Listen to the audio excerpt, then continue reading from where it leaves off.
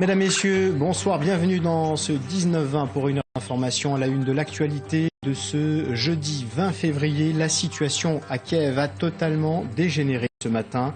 Scène de massacre, de guérilla urbaine sur la place centrale, au moins 60 morts. Un hall d'hôtel a été transformé en hôtel de campagne. Des cadavres s'entassent dans une cathédrale, dans la rue des snipers. Pour l'heure, la médiation européenne sur place n'a rien donné. À Sochi, du jamais vu depuis 1924, 3 Français sont sur le podium en ski cross, or, argent, bronze pour Chapuis, Boloventa et Midol, les héros du jour. Ce soir, la France compte 14 médailles au compteur. Marie-Sophie Lacaro y reviendra à partir de 19h30. Mais pour commencer ce 19-20, voyons l'actualité insulaire avec votre Coursicaser. Les écarts se resserrent entre Jean Zuccarelli et Gilles Simeoni dans la campagne de l'élection municipale bastiaise. Selon nouveau sondage Ipsos, Jean Zuccarelli est en tête des intentions de vote au premier tour, mais Gilles Simeoni est donné vainqueur au deuxième tour. Détails, réactions et commentaires dans un instant. La santé et l'insularité en débat aujourd'hui à Corté. Des médecins du public et du privé, des usagers et d'autres professionnels du secteur ont participé à ces discussions. Un débat pour décloisonner, mais il n'est pas toujours facile de faire évoluer les positions de chacun. Et puis la suite et la fin de nos entretiens de campagne consacrés à l'élection municipale à Sartène. Ce soir, le maire sortant, Paul Pelliconi, sera l'invité de Vitus Albertini. Ce sera juste après ce journal. L'élection municipale serrée et relancée à Bastia. C'est ce que révèle en tout cas le nouveau sondage Ipsos pour France 3 Corse, VST, La Corse Matin et RCFM. Avec 35%, Jean Zuccarelli arrive en tête des intentions de vote au premier tour. Il compte 5 points de plus que Gilles Simeoni. Mais au second tour, le candidat nationaliste est donné vainqueur. Les autres candidats sont distancés. Le détail avec Antoine Albertini, Éric Proinsa et Paul-Antoine Franceschi. Pas de surprise au premier tour de candidats, se détache nettement Jean Zuccarelli avec 35% d'intention de vote, suivi de Gilles Simeoni 30%.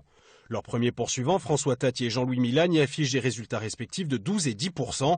Pour Jean Zuccarelli, le signe d'une bipolarisation du scrutin. Les Bastiais auront le choix entre, d'une part, la liste nationaliste sans projet, ou plus exactement, qui s'est toujours opposée à tous les projets vitaux pour Bastia, et de l'autre, la liste de la majorité municipale sortante, porteuse des valeurs républicaines.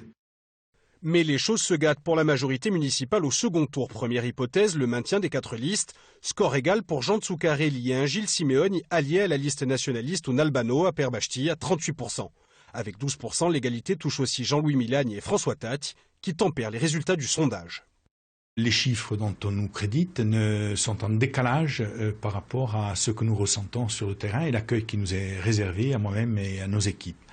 Alors, j'en appelle à l'électorat de la famille libérale pour démontrer au soir du premier tour que la droite et le centre existent bien à Bastia et que représentent beaucoup plus que ce qui est indiqué dans le sondage. Par exemple, à notre meeting, des centaines et des centaines de personnes sont venues assister à notre meeting.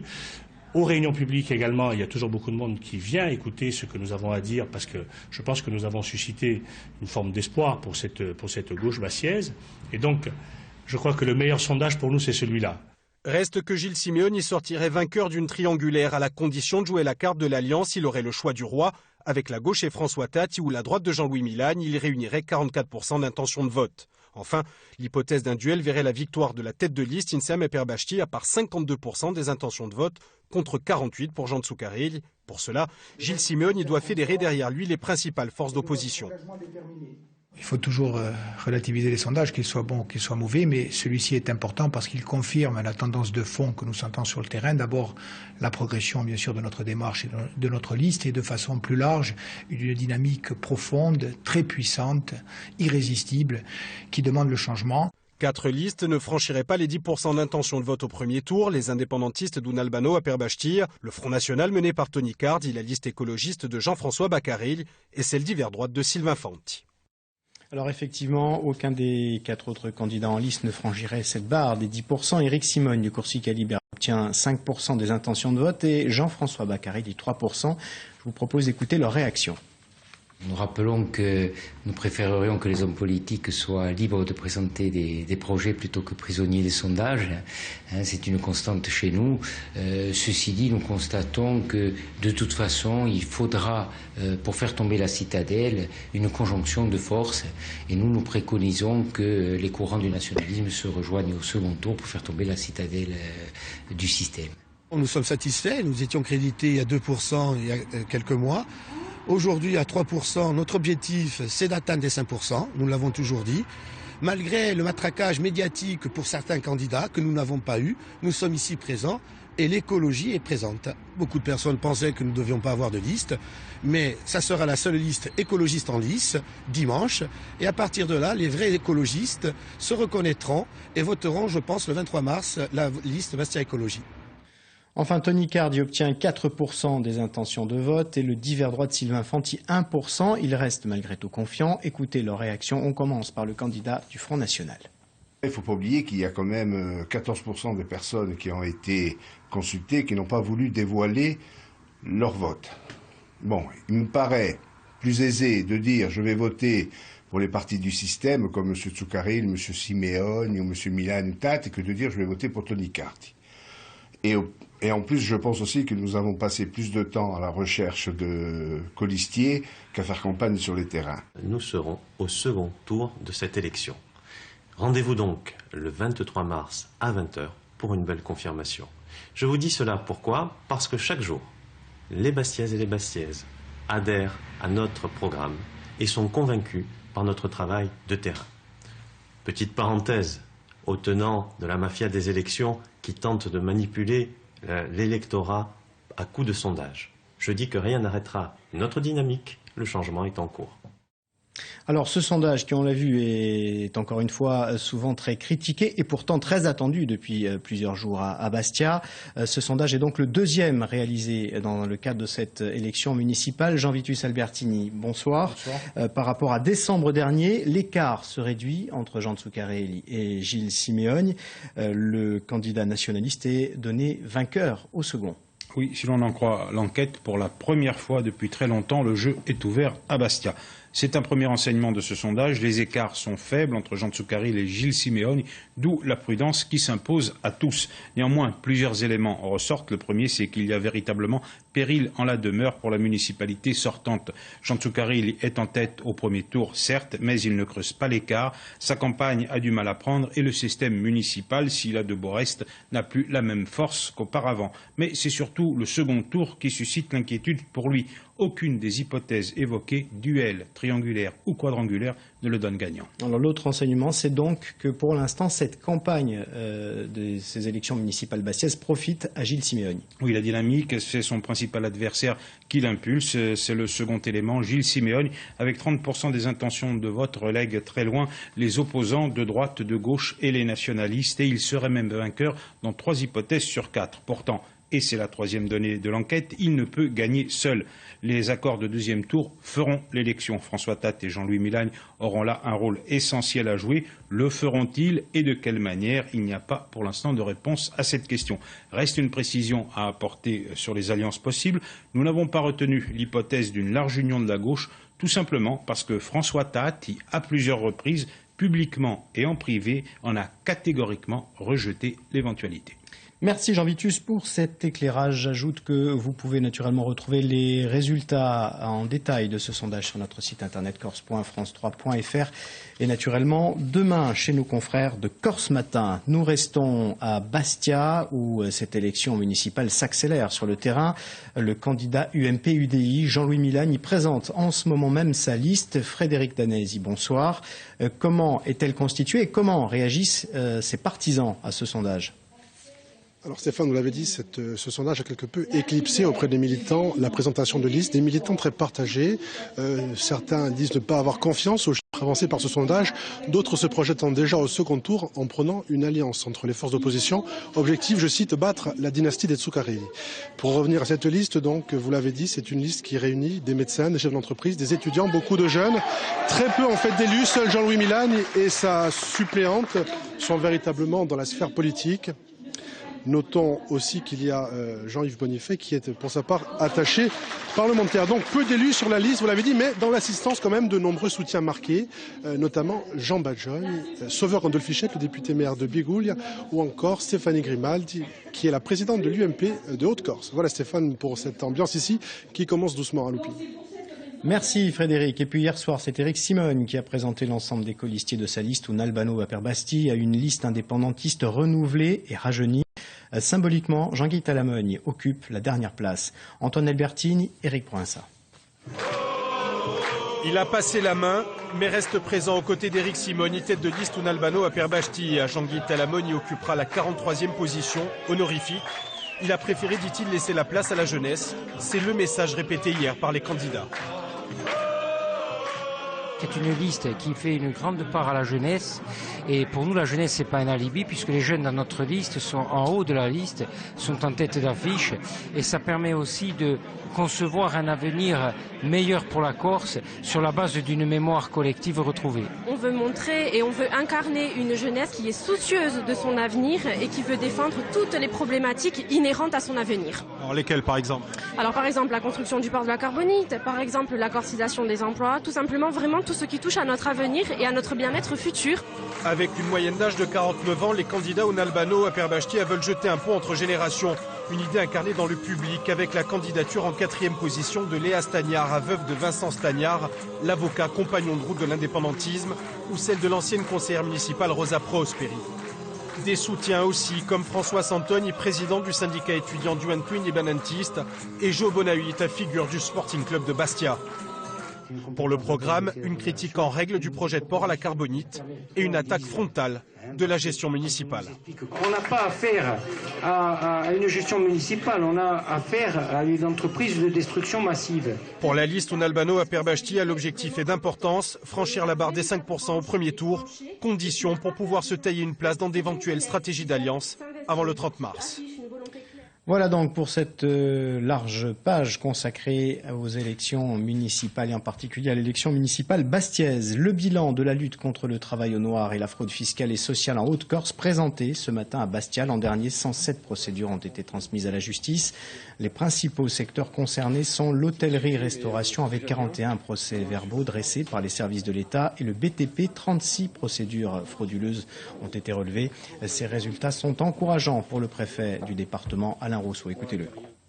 Ce bilan est, de notre point de vue, plutôt positif. On a progressé à la fois en volume, c'est-à-dire que le nombre de détections de situations de fraude a sensiblement augmenté dans l'année, en nombre d'opérations coordonnées, parce qu'il y a un certain nombre d'opérations, notamment en matière de travail dissimulé, qui se font sur le terrain et avec plusieurs services qui interviennent ensemble. Et là, il y a eu là aussi des progrès très sensibles.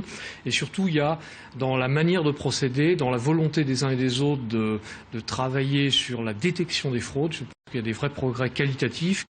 Mobilisation du STC Marin en faveur des salariés sous contrat à durée déterminée de la SNCM. Le syndicat s'inquiète des conséquences du pacte social signé entre la direction de la compagnie et les autres syndicats.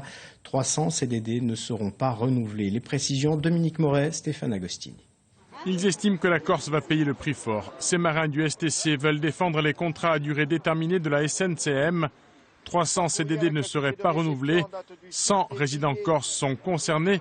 Parmi ceux-ci, il y a peut-être 7 employés qui pensaient pourtant être proches de la titularisation. On est sous contrat depuis 2004. Au jour d'aujourd'hui, on ne sait toujours pas si on va renaviguer ou pas, si on va passer titulaire un jour ou pas, s'il faut penser à faire une reconversion ou autre chose. Mais bon, on arrive à un certain âge où il serait bien qu'on soit un peu au courant, on s'est investi dans cette entreprise.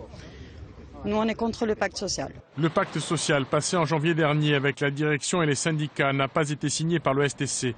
Il prévoit le renouvellement de la flotte, le départ volontaire de 500 titulaires et le non-renouvellement de 300 CDD. Pour le STC, c'est la Corse qui paye la continuité territoriale. Pas question de sacrifier les CDD locaux. Il y a une possibilité très simple. Il appartient à la SNCM de leur renouveler le contrat. Tout simplement. Tout simplement, et d'aller vers un rééquilibrage entre la région Corse qui paye et la région PACA, elle le dit elle-même, qui ne paye pas et qui ne payera jamais d'après ce qu'elle dit. Une délégation a été reçue ce matin à la collectivité territoriale, placée sous surveillance des gardes mobiles. Les syndicalistes ont été entendus par les conseillers exécutifs Maria Giulicelli et Pierre Diong.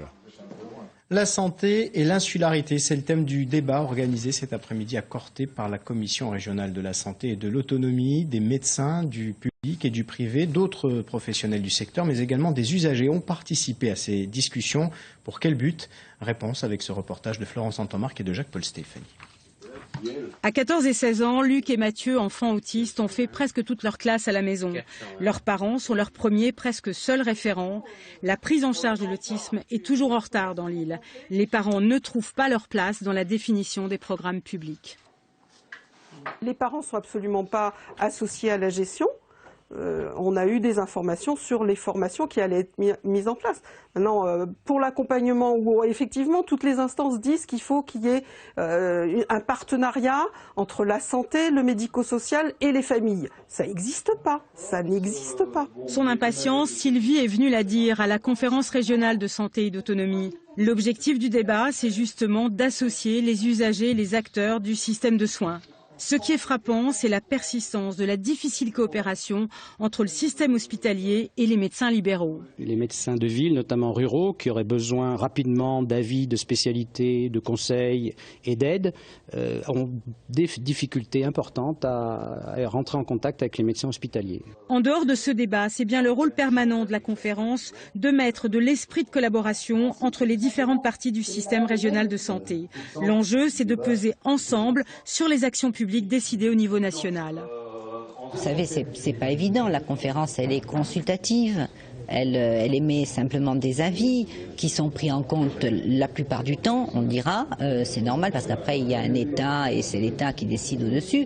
Mais par le dialogue, on a réussi à faire avancer des dossiers. Et il y a beaucoup de dossiers à faire avancer, notamment celui des dérogations dont a besoin le système de santé en Corse. Mais là-dessus, tout le monde est d'accord. Même si l'air reste de qualité moyenne aujourd'hui, l'alerte à la pollution aux particules fines a été levée pour la 5e fois en 7 ans. Qualitaire Corse avait mis en place hier cette procédure d'information de la population.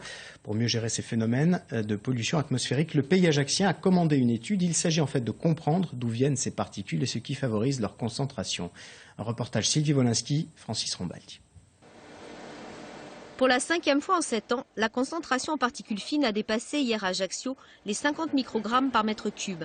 L'étude commandée par la communauté d'agglomération du pays ajaccien a pour objectif de mieux comprendre ces pollutions et l'influence des conditions atmosphériques. Qualitaire apporte ces mesures et Météo France, grâce à des logiciels spéciaux, permet de modéliser la dispersion des polluants. On a donc une bonne idée des placements des masères. Par contre, va nous manquer, et c'était prévu dans l'étude, la partie chimique. On n'a pas la composition. Des poussières sahariennes, ça n'a pas le même impact sanitaire que des poussières émises par une centrale thermique qui seront chargées de métaux issus du fioul lourd et qui auront un impact sanitaire aggravé. Cette étude renvoie une image précise de la source de pollution et de sa diffusion à différents moments de la journée, quel qu'en soit le type. Trafic automobile, centrale thermique ou celle des bateaux amarrés dans le port. Mais elle mesure aussi les apports extérieurs transcontinentaux, comme les particules venues du désert de Libye ou du désert tunisien. En pollution globale, on constate que 34% des émissions de particules fines proviennent du trafic urbain. Donc c'est-à-dire que c'est le point sur lequel les Ajacciens peuvent agir en modifiant leur comportement. En pratiquant plus le covoiturage, en utilisant les parkings relais mis à disposition par la CAPA, en utilisant également les transports en commun, la circulation des véhicules sur la ville d'Ajaccio serait réduite et donc on diminuerait la pollution induite par le trafic urbain. Cette étude devrait d'ailleurs servir de base de travail dans l'élaboration du 2e plan de développement urbain de la CAPA. Une image encore, encourager et favoriser l'innovation. C'est le but poursuivi par l'incubateur de Corse. Une quarantaine de chefs d'entreprise a pu ainsi découvrir dans les locaux de la Chambre de commerce et d'industrie de Bastia les dispositifs d'aide et de financement à leur disposition pour se lancer dans de nouveaux projets. C'est la fin de ce Corsica Zér. À tout de suite, l'entretien de campagne des élections municipales. Suite et fin aujourd'hui de la campagne à Sartène. Paul Kilichini, maire sortant de la ville et candidat à sa réélection, est l'invité de Jean Vitus Albertini. Merci de votre attention. Je vous souhaite de passer une très bonne soirée et une bonne fin de semaine.